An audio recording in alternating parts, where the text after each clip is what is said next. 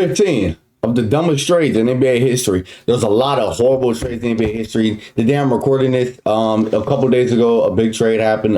Lowry in a first round pick went sent to my Hornets for Terry Rozier. Terry Rozier is a Miami Heat, and today he can make his debut for the Heat if he wanted to. The Miami Heat, I hate to say they look good with Terry, bro. Terry, bro, I miss you, bro. But this is this. But let's look at other trades besides that one. Did you ever watch a trade go down and immediately ask yourself, what the hell was that GM thinking? These are the dumbest trades in NBA history. I'm gonna guess I know obviously we see right here Gobert, but I kind of don't think it's a dumb trade because it just took 1 year to settle in. Now they're the top 2 seed in the West. They're looking really good. Ant-Man's evolved. Gobert's doing this thing. Cat evolved to the 4. You know, I think it worked out. With a 2022 trade that was maybe the biggest overpay in NBA history. We're talking about Rudy Gobert, who got traded to Minnesota for 5 players. They send Malik Beasley, Patrick Beverly, Jared Vanderbilt, the number 22 overall pick, Walker Kessler, and 5. That's crazy. They actually could have got a younger Rudy Gobert, which is crazy. But yes, maybe it's a little too much of a price for Gobert. You know, 3-time DPOY, several-time All-Star. Yeah, we get it. It's a little too much. 5 first-round picks. That's a little too much. 3-time Defensive Player of the Year, and his production on that side of the floor is undeniable. But offensively, Gobert is often just a bystander who can't dribble, pass, or shoot. Gobert's gonna shoot a 3. And he'll be earning upward of $40 million until 2026. That's crazy. Also, 2 of the guys the Wolves traded for him actually played better defense than Rudy in 2023. If that wasn't catastrophic enough, the Timberwolves could have also traded for Kevin Durant that same summer. In 2022, without Rudy, the Wolves won 48 games. And with him in 2023, they won just 41. In 2024, the Timberwolves have finally figured out how to incorporate give them a credit in their offense. But with 2 other All-Stars and a great supporting cast, they should have been a winning team even without the Gobert trade. But hey, if their team keeps winning, then maybe it wasn't such a bad trade. I don't think so. I don't think now looking back at it, Rudy was paid like his basketball skills. Just the price of it, like the price of all these first-round picks and the players, that's a little too much. Cure cancer. But the GM who orchestrated this trade is widely considered the sneakiest NBA GM of the last 20 years. Danny Ainge began his executive career in 2003, and his ruthless decision-making earned him the nickname Trader Danny. In 2007, Ainge's genius shined to the fullest when he traded for Kevin Garnett and Ray Allen, who had 17 All-Star selections and would win the 2008 title in Boston. But the best part is that all that Ainge gave up was a young and unproven Jeff Green and Al Jefferson, a few picks, and a couple of guys who were on their last NBA legs. That's crazy. And this was just the beginning of Ainge making Danny Ainge, mastermind. Stupid. In 2017, Ainge bamboozled the Sixers for an extra first-round pick when he gave them the number 1 overall pick, which they used on the broken Markelle Fultz. Ainge got the 3rd pick that became Jason Tatum. Later that year, Ainge basically conned the Cavaliers when he gave them an injured Isaiah Thomas and Jay Crowder for Kyrie Irving. Crazy. But coup de grace and his absolute... But the thing is, Isaiah Thomas was at the top of his game at that time, which I don't know if he was equivalent to Kyrie. That's a conversation for another day. GM masterpiece was how he fleeced Billy King and the Brooklyn Nets. In 2013, Kevin Garnett, Paul Pierce, and Jason Terry were a combined 110 years old and were on 1-year deals when Brooklyn made one of the most boneheaded trades ever, going all in with a weak hand. For the ancient package from Boston, the Nets paid a king's ransom, 5 players and 4 first-round picks, which later turned into Jaylen Brown and Jason Tatum. After the Nets got dominated by LeBron in the 2014 playoffs, Pierce and KG left, and Brooklyn was stuck with a bad roster and no first-round picks, which crippled their franchise for years. However, that Nets catastrophe is nothing when you compare it to what the Clippers did in 1976. The Clippers were then known as the Buffalo Braves, and what they did that season was the worst year of executive decisions, not just in the NBA, but in all of sports. See, the Braves had 3 Hall of Fame players in their prime, plus a Hall of Fame coach. And in the space of just 1 year, they messed it all up.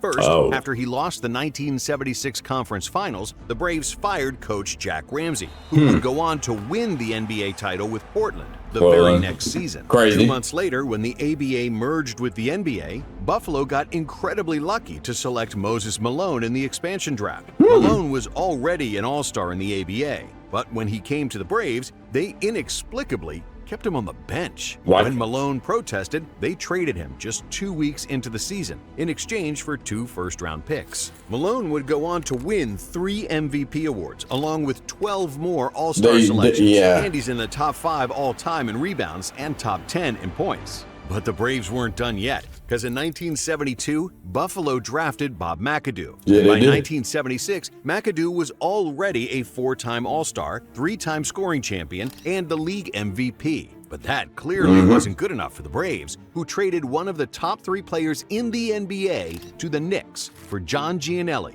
a guy who averaged 8 points per game. But that's not all, folks, because the Braves also had Adrian Dantley, a future 6-time All-Star and 2-time scoring champion. Dantley averaged 20 points per game for Buffalo and won 1977 Rookie of the Year, after which the Braves traded him for Billy Knight. Granted, Knight was an all-star, so this move wasn't so terrible, or at least it wouldn't have been, if the Braves hadn't also traded Knight after only 1 season. If they kept those 3 future Hall of Famers and Coach Ramsey, the Braves could have dominated the league for the next 15 years. But like a drunk millionaire, they squandered everything for 10 cents on the dollar. However, Bob McAdoo and Moses Malone weren't the only Hall of Fame centers to get traded for virtually nothing. In fact, almost every great big man of that era got exchanged for peanuts. In 1975, Kareem Abdul-Jabbar decided that he was done with Milwaukee and demanded a trade to either New York or LA. And despite having the 2 richest teams bidding for the best NBA player, the Bucks couldn't muster more than Junior Bridgman, Dave Myers, and Elmore Smith, none of whom averaged more than 13 points per game in their career. I never heard of them. 10 years earlier, another franchise was stuck in the corner and had to trade the best player in the NBA. In 1965, the San Francisco Warriors got into financial trouble, and their only way out was to trade Wilt Chamberlain. However, the return for the man who averaged 41 points and 25 rebounds for the franchise was extremely slim. Connie Dierking, who averaged 8 points per game and got traded away just 1 year later, Paul Newman, who retired after 3 years and 13 points per game,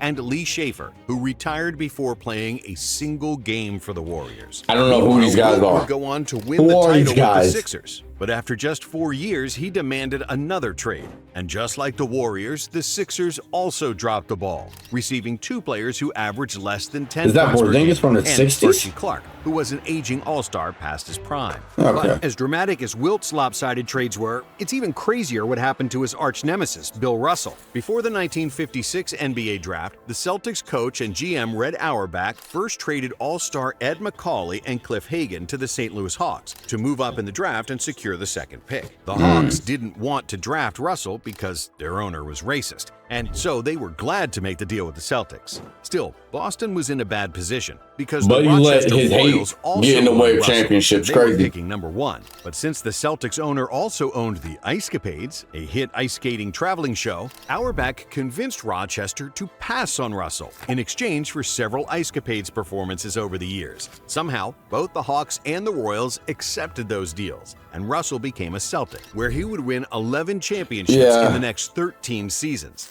However, this wasn't the last time Red Auerbach found somebody to create a dynasty after he gambled and drafted Larry Bird. Not Bill Russell, the guy that's racist. In 1978, before his final year of college, Auerbach wasn't done, and he pulled off an even bigger miracle in the 1980 NBA draft. The Celtics had the 1st and 13th overall selection that year. Old Fox Auerbach decided to trade those 2 picks to Golden State for Robert Parrish and the 3rd overall pick, which they used on Kevin McHale, who combined for 16 All-Star seasons with the Celtics. In the span of just 2 years, Auerbach formed the greatest front court in NBA history, and the media dubbed the trade for Parrish and McHale the steal of the century. But the Celtics' biggest rival, and a franchise that's tied with Boston with 17 NBA titles, is also no stranger to dumb trades. The LA Lakers won their last championship in 2020, and they kept largely the same team in 2021, when they had the best defense in the NBA.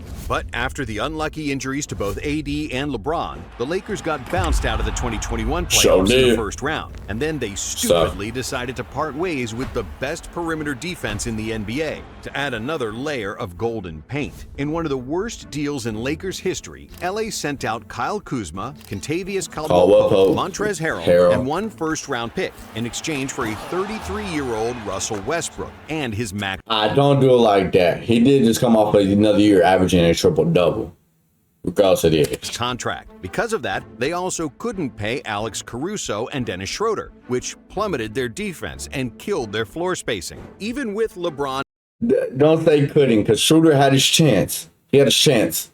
But he had a chance to get $80 million, and he took the bare minimum somewhere else. I think it was Boston there. And AD, LA played ugly, inefficient, and ultimately losing basketball for a year and a half. And they could do nothing about it because Westbrook's massive contract constricted them from making any meaneful additions. Finally, during the 2023 trade deadline, the Lakers got rid of Russ, after which they had the best record in the remaining part of the season. But for some franchises, the worst mistakes don't happen when they misjudge the existing NBA talent, but the future ones. The worst draft trade ever happened in 1996, when the Hornets drafted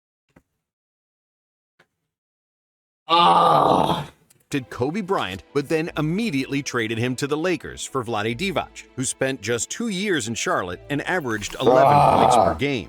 Then there's also the 1998 draft when the Bucks traded Dirk Nowitzki to Dallas for Robert Tractor Traylor, who averaged just 4.5 points per game in 2 years in Milwaukee, while Dirk scored over 30,000 points for the Mavs. The 1987 draft, when the Supersonics gifted Scottie Pippen to the Bulls in exchange for Olden Polynice, also deserves to be mentioned. However, in the last 10 years in the NBA, most big lopsided trades happen when a disgruntled superstar wanted to change teams. In 2012, James Harden wanted to get a max contract from the Thunder, who lowballed him and offered him $5 million less. The Beard felt disrespected, and the Thunder panicked, swiftly trading him to the first bidder.